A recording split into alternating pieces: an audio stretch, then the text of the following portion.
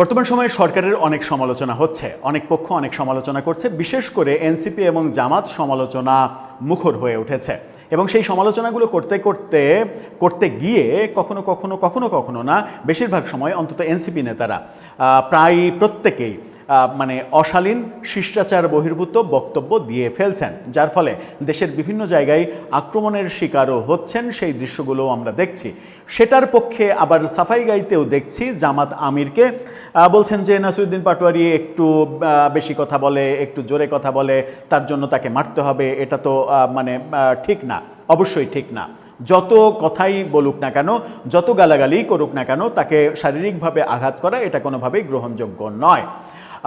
এবং সরকারের সমালোচনা করার অধিকার থাকা উচিত, কিন্তু সরকারের সমালোচনা করার অধিকার থাকার অর্থ কি এটা যে প্রধানমন্ত্রীকে সরাসরি গ্যাংস্টার বলা?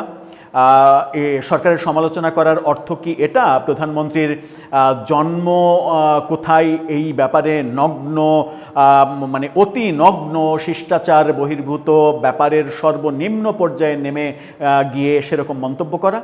আমার মনে হয় যে সেটা তো গ্রহণযোগ্য হওয়ার কথা নয়, কারণ সমালোচনারও একটা ভাষা থাকা উচিত। সেই ভাষা যখন আমরা ভুলে যাই তখনই ঘটনা অন্যরকম ঘটে। গতকালকে তথ্যমন্ত্রী জহিরুদ্দিন স্বপন তিনি যেটা বলেছেন যে সরকারের বিরুদ্ধে কথা বললে সমস্যা নেই, রাষ্ট্রের বিরুদ্ধে কথা বলা যাবে না। খুবই গুরুত্বপূর্ণ একটা কথা বলেছেন। তার মানে সরকারের বিরুদ্ধে সমালোচনা, সরকারের বিরুদ্ধে কথা বলা, সরকারের দায়িত্বশীল ব্যক্তিদের সমালোচনা করা, তাদের বিরুদ্ধে কথা বলা, এটা অপরাধ হতে পারে না। কিন্তু যখন আপনি রাষ্ট্রের বিরুদ্ধে কথা বলবেন সেটা অপরাধ। চলুন আমরা তাহলে একটু অনুসন্ধানে নামি যে রাষ্ট্রের বিরুদ্ধে কথা বলা অপরাধ এটা বাংলাদেশে গত 2 বছরে একটা ক্ষেত্রেও কি প্রমাণিত হয়েছে? সেই আলোচনাই করবো এই ভিডিওতে। থাকবেন পলিটিক্স টিভির নিয়মিত আয়োজনে।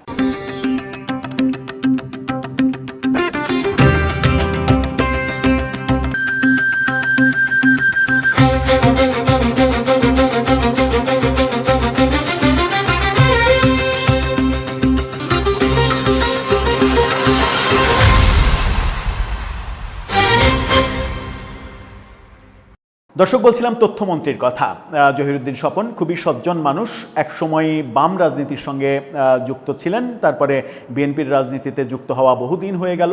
এবার তিনি 17 বছর পর বিএনপি যখন ক্ষমতায় আসলো তখন তথ্যমন্ত্রীর দায়িত্ব পেয়েছেন এবং তথ্য মন্ত্রণালয়ের দায়িত্ব পাওয়ার পরে এই তথ্য মন্ত্রণালয় সংক্রান্ত টেলিভিশন মিডিয়ার মানুষজন এক ধরনের আশায় বুক বেঁধেছিল বলা ঠিক হবে না, বেঁধেছে যে একজন সজ্জন মানুষকে এই মন্ত্রণালয়ের মন্ত্রী যেহেতু পাওয়া গেছে সেহেতু এই টেলিভিশন মিডিয়ার বহু যে সমস্যা, সেই সমস্যাগুলো এখন সমাধান হবে, এমনকি এফডিসির সমস্যাগুলোরও সমাধান হবে। জানি না হবে কিনা, তবে প্রত্যাশা করব হবে। তিনি যে বক্তব্য দিচ্ছেন সেই বক্তব্য নিয়ে কালের কণ্ঠের এই শিরোনামটা দেখে নিন। সেখানে বলা হচ্ছে সরকারের নয়, রাষ্ট্রের বিরুদ্ধে কথা বলা অপরাধ।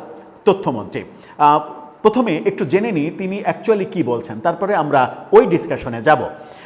সরকারের সমালোচনা অপরাধ নয়, রাষ্ট্রের বিরুদ্ধে বলা অপরাধ হিসেবে গণ্য হবে বলে তিনি বলছেন। ঢাকা বিশ্ববিদ্যালয়ের সাংবাদিকতা বিভাগের একটা অনুষ্ঠানে তিনি এই কথা বলেন।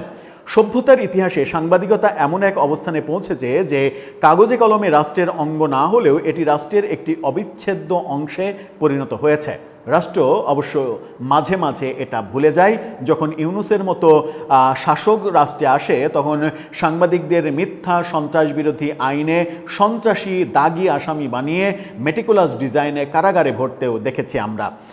তথ্যমন্ত্রী বলছেন সাংবাদিকতার কাজ শুধু তথ্য সংগ্রহ বা অনুসন্ধান নয়, সেই সত্যকে জনকল্যাণের দিকে পরিচালিত করাও গুরুত্বপূর্ণ কাজ। তবে কোনো ব্যক্তি বা প্রতিষ্ঠানের সামনে নির্দিষ্ট লক্ষ্য থাকলে বস্তুনিষ্ঠতা ধরে রাখা কঠিন হয়ে পড়ে, কারণ উদ্ঘাটিত সত্য যখন ব্যক্তিগত আকাঙ্ক্ষা বা পূর্ব নির্ধারিত লক্ষ্যকে চ্যালেঞ্জ জানায় তখন সাংবাদিকতাকে কঠিন পরীক্ষার মুখোমুখি হতে হয়।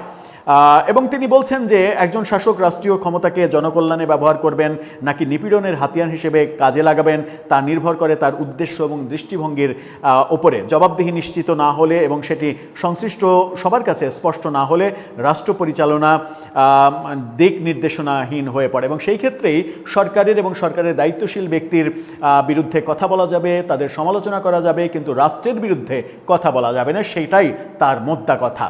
খুবই অসাধারণ কথা বলেছেন এবং এটাই গণতন্ত্রের সৌন্দর্য হওয়া উচিত যে সরকারের সমালোচনা করা যাবে। কিন্তু আমরা এখন পর্যন্ত বাংলাদেশে কোনো সরকার পাইনি, এই সরকারকে এখনও সমালোচনা করার সময় আসেনি, মাত্র 5 মাস হলো। 1 বছর গেলে হয়তো সমালোচনাটা করা ঠিক হবে। এই সরকারকে বাদ তার আগে পর্যন্ত ইউনূস সরকার পর্যন্ত এমন কোনো সরকারকে আমরা দেখিনি যে সরকার গণমাধ্যমের স্বাধীনতায় হস্তক্ষেপ করেনি, মানুষের কথা বলার স্বাধীনতাকে মানে মাটিচাপা দিতে চায়নি, এরকম কোনো সরকার পায়নি। এবং বিএনপির আগের শাসন আমলেও ঠিক তাই হয়েছে। আওয়ামী লীগের টানা 15.5 বছরের শাসন আমলে একই চিত্র হয়েছে এবং ডক্টর ইউনূসের আমলে সব থেকে ভয়াবহ রূপ পেয়েছিল সেটাও আমরা দেখেছি। এখন তিনি যেটা বলছেন সেই অসাধারণ সত্যের ব্যাপারেই আসি। তিনি বলছেন রাষ্ট্রের বিরুদ্ধে কথা বলা যাবে না, কিন্তু মাননীয় তথ্যমন্ত্রী জহিরুদ্দিন স্বপন ভাই, আপনি কি লক্ষ্য করেছেন মানে এই ধরনের অপরাধ কি তামাদি হয়? যে অপরাধ ডক্টর ইউনূসের আমলে হয়েছে 1.5 বছরে, যে মানে আমলে প্রকাশ্যে কোনো তথাকথিত ব্যারিস্টার টেলিভিশন টক শোতে ওপেন বার বলেছেন 16ই ডিসেম্বর আমি বিজয় দিবস মানি না, তার বিচার কি রাষ্ট্র করেছে? যখন ওপেন বলা হয়েছে যে 26শে মার্চ আমাদের স্বাধীনতা নয়, তখন কি তার বিচার হয়েছে? তাকে গ্রেপ্তার করা হয়েছে? যখন বলা হয়েছে বাংলাদেশের মতো একটা মুসলিম দেশের জাতীয় সঙ্গীত কেন একটা হিন্দুর বাচ্চা লিখবে, তার লেখা মানে গান কেন আমাকে গাইতে হবে এবং এই জাতীয় সঙ্গীত পরিবর্তন করতে হবে, এই কথা যারা বলেছে তাদেরকে কি গ্রেপ্তার করা হয়েছে? এগুলো তো সবই রাষ্ট্রের বিরুদ্ধে কথা। এমনকি রাজনৈতিক দাবির নামে 72-এর সংবিধান ছুঁড়ে ফেলতে হবে, এটাও রাষ্ট্রের বিরুদ্ধে কথা, সংবিধানের বিরুদ্ধে কথা।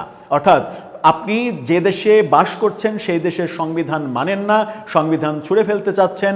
যতক্ষণ পর্যন্ত সেই সংবিধান থাকবে ততক্ষণ পর্যন্ত সেই সংবিধানের আলোকে আপনি রাষ্ট্রদ্রোহিতার অপরাধ করলেন। একটি অপরাধের জন্যও কি কাউকে কোনো শাস্তির মুখোমুখি হতে হয়েছে? কাউকে গ্রেপ্তার করা হয়েছে? আমি রাজনৈতিক দাবিটা বাদ দিলাম, 72-এর সংবিধান ছুঁড়ে ফেলার এই রাজনৈতিক দাবিটা বাদ দিলাম। অনেকেই বলতে পারেন যে রাজনৈতিক দাবি কি করার আমার স্বাধীনতা নেই, এটা বাদ দিলাম, এটাও অপরাধ, রাষ্ট্রদ্রোহিতার অপরাধ, তারপরেও এটা বাদ দিলাম। কিন্তু যারা 16ই ডিসেম্বর বিজয় দিবস মানে না, যারা মনে করে বাংলাদেশের এই মুক্তিযুদ্ধ হয়নি, ওটা ভারত পাকিস্তানের যুদ্ধ ছিল, যারা মনে করে 26শে মার্চ স্বাধীনতা দিবসই না, যারা মনে করে জাতীয় সঙ্গীত একটা হিন্দুর লেখা জাতীয় সঙ্গীত কেন রাখতে হবে, এই জাতীয় সঙ্গীত ছুঁড়ে ফেলতে হবে, যারা বাংলাদেশের পতাকা পরিবর্তন করতে চায়, কিংবা আরও অনেক ব্যাপার রয়েছে, রাষ্ট্রের স্বাধীনতা সার্বভৌমত্বের প্রতীক সেনানিবাস যারা উড়িয়ে দিতে চায়, তাদের বিরুদ্ধে একবারও কি কোনো ব্যবস্থা নেওয়া হয়েছে? কিংবা ইউনূসের আমলে যে ব্যবস্থাগুলো নেওয়া হয়নি সেগুলো কি তামাদি হয়ে গেছে? সেই অপরাধ কি মীমাংসিত হয়েছে?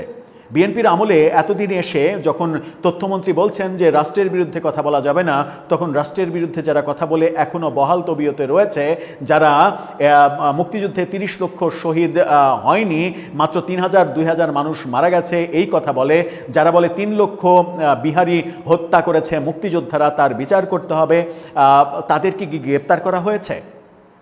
তাদের বিরুদ্ধে কোনো ব্যবস্থা নেওয়া হয়েছে?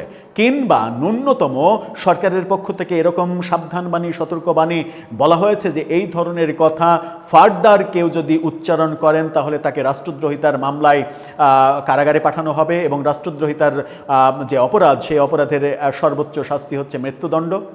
বলা হয়েছে? বলা হয়নি তো। তাহলে আমরা কি এই ক্ষেত্রে আপনার কথার সূত্র ধরেই বলতে পারি যে অদ্ভুত উটের পিঠে চলেছে স্বদেশ? দর্শক, আপনার কাছেও সেই প্রশ্ন, উত্তর জানিয়ে লিখতে পারেন আমাদের কমেন্ট বক্সে।